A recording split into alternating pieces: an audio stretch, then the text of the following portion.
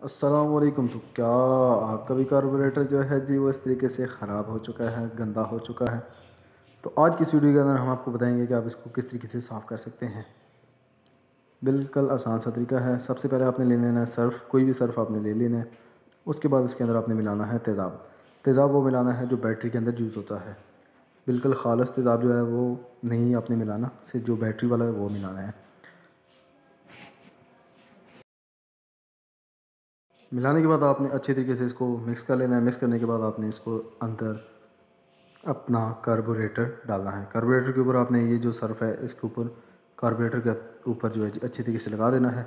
जहाँ ज़्यादा पर आप देखते हैं गंदगी लगी है वहाँ पर अच्छी तरीके से लगा के इसको कुछ टाइम के लिए रख दें।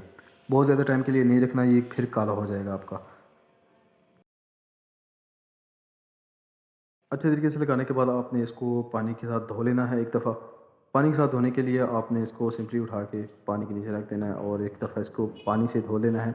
लेकिन इस तरीके से आपने पानी से इसको नहीं धोना, आपने सर्फ़ की मदद से इसको अच्छे तरीके से धोना है ताकि ये काला ना हो जाए। अगर आप इसको ऐसे ही धो देंगे तो ये फिर ब्लैक हो जाएगा। ठीक हो गया? तो धोने के बाद कुछ इस तरीके से आपका जो कार्बोरेटर है वो नया होके आपके सामने आ जाएगा। उम्मीद करता हूँ आपको ये वीडियो पसंद आई होगी। तो बिल्कुल सिंपल सा मेथड है और जो जगह जहाँ पर रह जाए वहाँ पर दोबारा से आपने लगा देना है सर्फ़ और तेज़ाब को मिक्स करके, वो जगह भी आपकी साफ़ हो जाएगी।